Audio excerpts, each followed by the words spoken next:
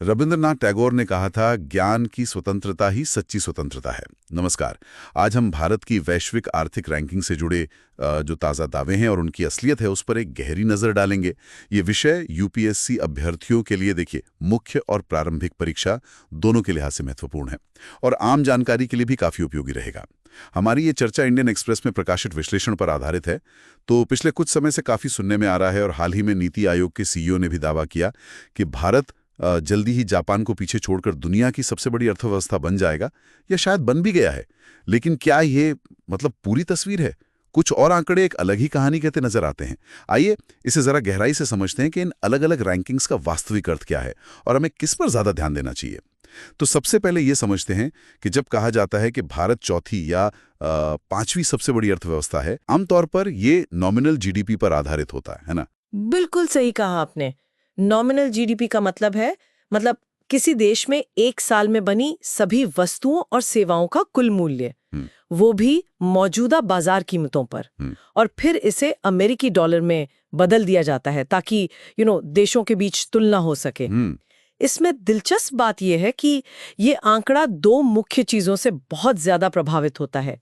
एक तो है विनिमय दर, मतलब एक्सचेंज रेट, और दूसरा है आंकड़ों में समय समय पर होने वाले संशोधन, यानी डेटा रिविजन्स। अच्छा, विनिमय दर कैसे प्रभावित करती है? क्या आप इसे थोड़ा और समझा सकते हैं? जरूर। देखिए, सोचिए, अगर भारत की अर्थव्यवस्था रुपए में तो बढ़ी, लेकिन उसी समय रुपया डॉलर के मुकाबले कमजोर हो गया, तो क्या होगा? डॉलर में बदलने पर हमारी जीडीपी कम दिखेगी। अच्छा, हाँ। और इसके उलट अगर रुपया मजबूत होता है तो डॉलर में जीडीपी ज्यादा दिखेगी। हाँ, भले ही घरेलू उत्पादन उतना ही बढ़ाओ। समझ गया, बिल्कुल। और इसी तरह जब पुराने आर्थिक आंकड़ों को सुधारा जाता है नई जानकारी के आधार पर, तो उससे भी रैंकिंग अचानक बदल सकती है। तो अगर आईएमएफ के ताज़ा आंकड़ों के हिसाब से देखें तो नॉमिनल जीडीपी में भारत ने हाल ही में यूके को पीछे छोड़ा है, पर 2024 के अंत तक जापान और जर्मनी से पीछे ही रहने का अनुमान है। हाँ, ये बात जरूर है कि जल्दी इनके आगे निकलने की संभावना है। ये तो बड़ी अहम बात है। नॉमिनल जीडीपी सिर्फ उत्पादन ही नहीं बल्कि मुद्रा बाजार के उतार चढ़ाव का भी आईना है, और ये देशों के बीच रहन सहन के खर्च के अंतर को तो बिल्कुल नहीं दिखाता होगा।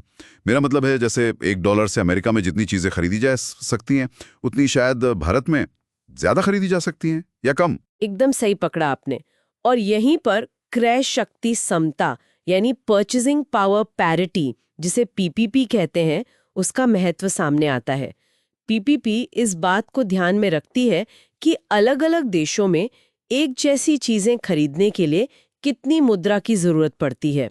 ये असल में बताती है कि किसी देश के लोग अपनी आय से वास्तव में कितना सामान और सेवाएं खरीद सकते हैं। तो ये आर्थिक उत्पादकता और जीवन स्तर की तुलना करने का एक ज्यादा बेहतर, ज्यादा यथार्थवादी तरीका है। तो पीपीपी के लिहाज से भारत की क्या स्थिति है फिर? क्या यहाँ भी हम 5वें या चौथे स्थान पर हैं? नहीं, यहाँ बात और भी दिलचस्प हो जाती है। आईएमएफ के आंकड़ों के अनुसार क्रय शक्ति समता यानी पीपीपी के आधार पर भारत 2009 से ही दुनिया की तीसरी सबसे बड़ी अर्थव्यवस्था बना हुआ है, जब उसने जापान को पीछे छोड़ा था। 2009 से? जी हाँ।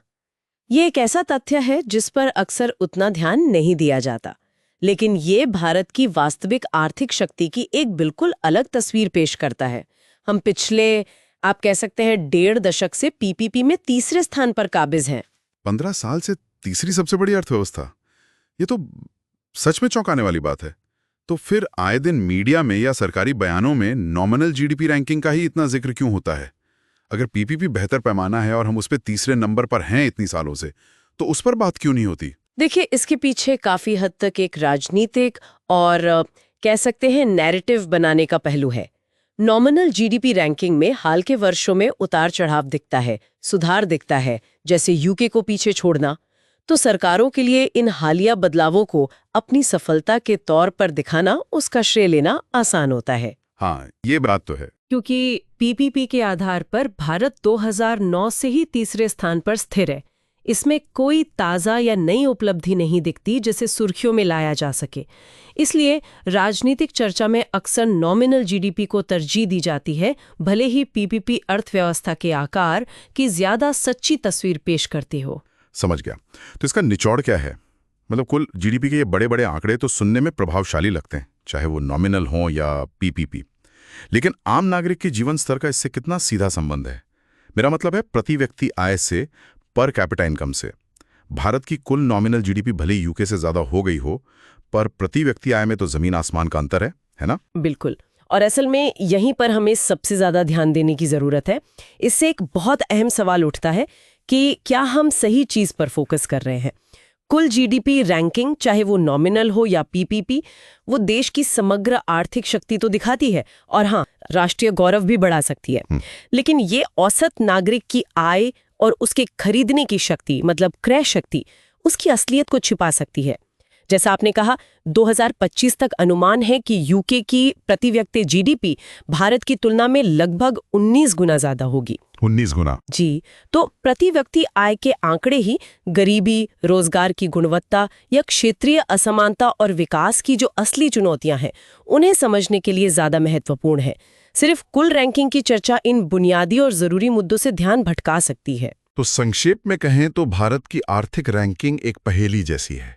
इसका जवाब इस बात पर निर्भर करता है कि हम कौन सा चश्मा लगा के देख रहे हैं, नॉमिनल जीडीपी वाला, पीपीपी वाला, या फिर प्रति व्यक्ति आय वाला। पीपीपी के लिहाज से हम काफी समय से, यानी 2009 से, तीसरी सबसे बड़ी अर्थव्यवस्था हैं, जो एक मजबूत स्थिति दिखाता है। लेकिन हाँ, प्रति व्यक्ति आय का कम होना एक बड़ी चुनौती बनी हुई है, और यूपीएससी की तैयारी करने वालों के लिए तो इन विभिन्न पैमानों के बीच का अंतर, उनकी गणना का आधार और उनके मायने समझना अत्यंत आवश्यक है। बिल्कुल। और अंत में सोचने के लिए एक विचार ये है कि इन रैंकिंग्स की सुर्खियों से परे जाकर असली सवाल शायद ये होना चाहिए कि देश की जो कुल आर्थिक वृद्धि हो रही है, उसको हर एक नागरिक के लिए बेहतर आय, बेहतर जीवन स्तर और समान अवसरों में कैसे तब्दील किया जाए। विकास का लाभ समाज के सभी वर्गों तक बराबरी से कैसे पहुंचे, ये महज रैंकिंग से कहीं ज्यादा महत्वपूर्ण लक्ष्य है, नहीं? एकदम सही कहा। हमें उम्मीद है कि इस विश्लेषण से भारत की आर्थिक स्थिति को लेकर एक स्पष्ट और संतुलित नजरिया बनाने में मदद मिली होगी। यह जानकारी इंडियन एक्सप्रेस के लेख पर आधारित थी। अगर इस विषय पर किसी के कोई प्रश्न या विचार हों तो नीचे टिप्पणी करके जरूर साझा करें। इस तरह की और ज्ञानवर्धक चर्चाओं के लिए हमें फॉलो और सब्सक्राइब करना न भूलें। धन्यवाद।